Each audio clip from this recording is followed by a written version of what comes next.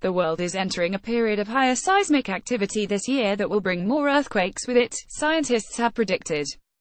While that's undoubtedly bad news for those living within affected areas, the ability to accurately predict when and where earthquakes will occur is growing all the time.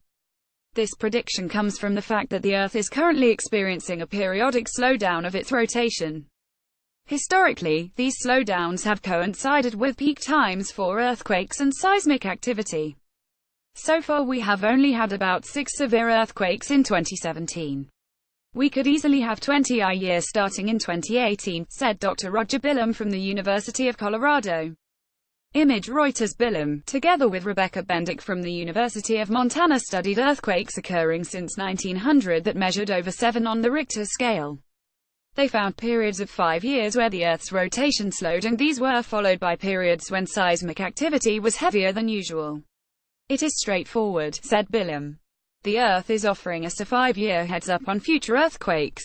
These fluctuations are usually very small, sometimes slowing a day by no more than a millisecond. But according to their research, it has an effect.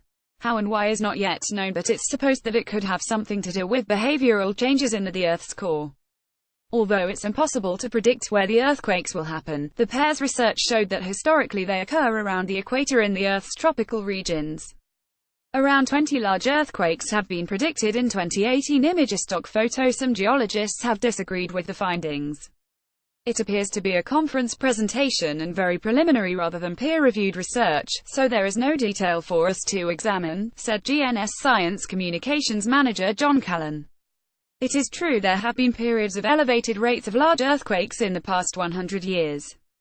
However, if you go looking for correlations with other natural phenomenon, you will almost certainly find some interesting matches. Among the major earthquakes last year were a 7.1 magnitude disaster which hit Mexico City in September and 7.3 on the border between Iran and Iraq on November 12.